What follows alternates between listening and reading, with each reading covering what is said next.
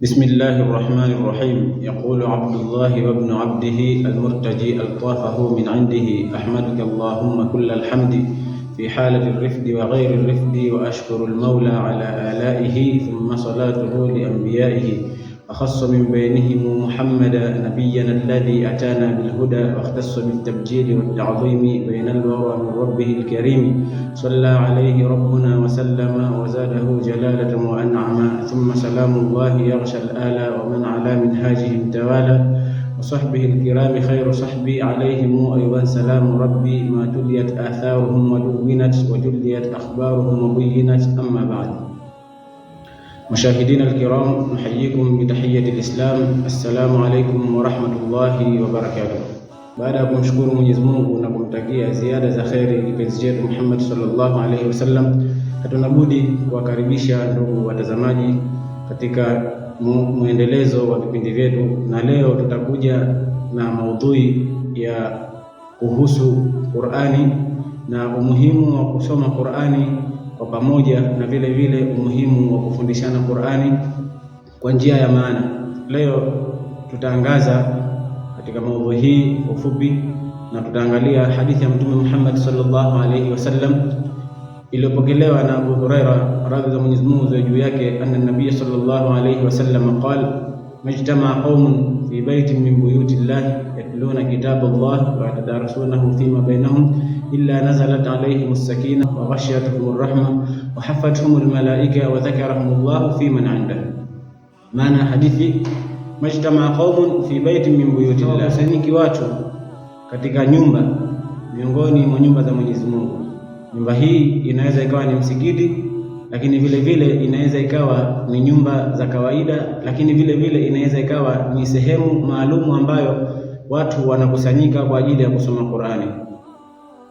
Majtama qaumun fi baitin min buyuti llahi yatluna kitaba Allahi, hawakusanyiki watu katika nyumba miongoni mwa nyumba za Mwenyezi Mungu wakawa wanasoma kitabu cha Qur'ani, wayatadarasunahu fima bainahum, lakini vile vile sio kusoma tu, wanasoma halafu wanasomeshana.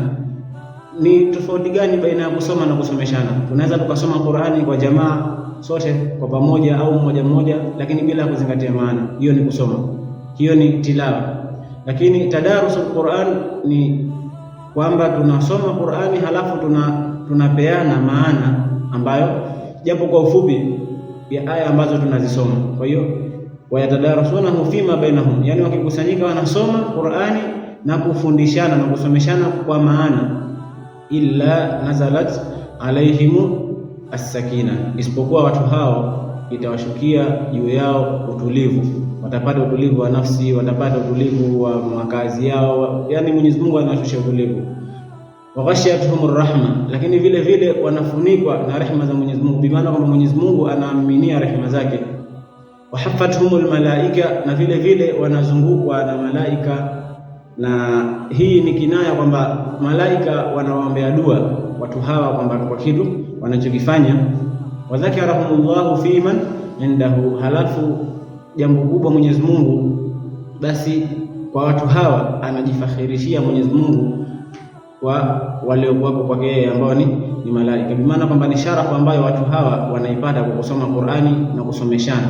Basi inafikia daraja mpaka Mwenyezi Mungu anawataja watu hawa mbele ya malaika.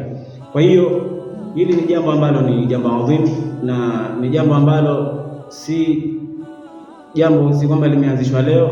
Uzuri ni kwamba watu wakae wakisoma Qur'ani kwa pamoja, na umuhimu wa kusoma Qur'ani kwa pamoja kwamba tayari tunakosoana. Yule akikosea, hata usomaji wa kawaida tunamkosoa, lakini tunafika pahala mtu akisoma aya akipewa maana yake kwamba bana, aya hii Mwenyezi Mungu kakusudia kitu hichi au ina mafuhumu haya japo kwa ufupi, basi tayari mtu atakuwa anasoma anataladha, yani anasikia utamu wa kile kitu anachokisoma.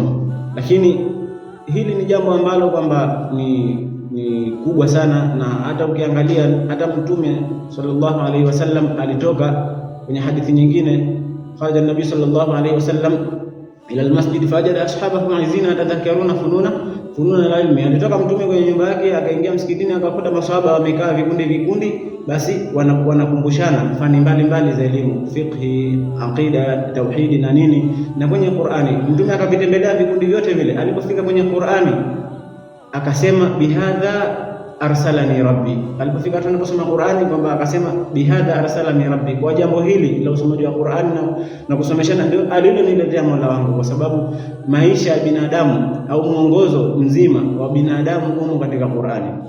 Endapo kwamba tutaisoma Qur'ani na kuifahamu na kusomeshana na kuisomesha na kuizingatia, basi ndio kwenye maisha yetu, ndio kwenye mwongozo kamili, na ndipo kwenye Qur'ani ndipo kwenye kuokoka kwetu. Huu ni wito kwa ndugu zetu ambao wako katika sehemu ambazo wana uwezo wa kukusanyana na kusoma Qur'ani la kwanza, lakini vile vile wale ambao Mwenyezi Mungu kawapa uwezo na ufahamu wa kuifahamu Qur'ani kiasi ambacho kwamba ana uwezo wa kusoma aya akastashari, yani akapata ile maana ya aya japo kwa ufupi, kwa juu, basi ni vyema sana jambo hilo kulifanya kwa wenzake. Akambebana kwenye aya hii, basi Mwenyezi Mungu au aya hii inaashiria kitu hichi, ili na wale ambao watasoma wafaidike, kwa sababu tayari saizi Qur'ani kuisoma ni ibada kubwa, lakini tunasoma Qur'ani kama Qur'ani tu. Mtu anasoma Qur'ani afahamu chochote katika maana.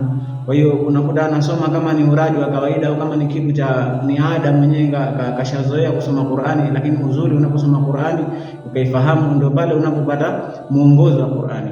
Assalamu alaykum wa rahmatullahi wa barakatuh.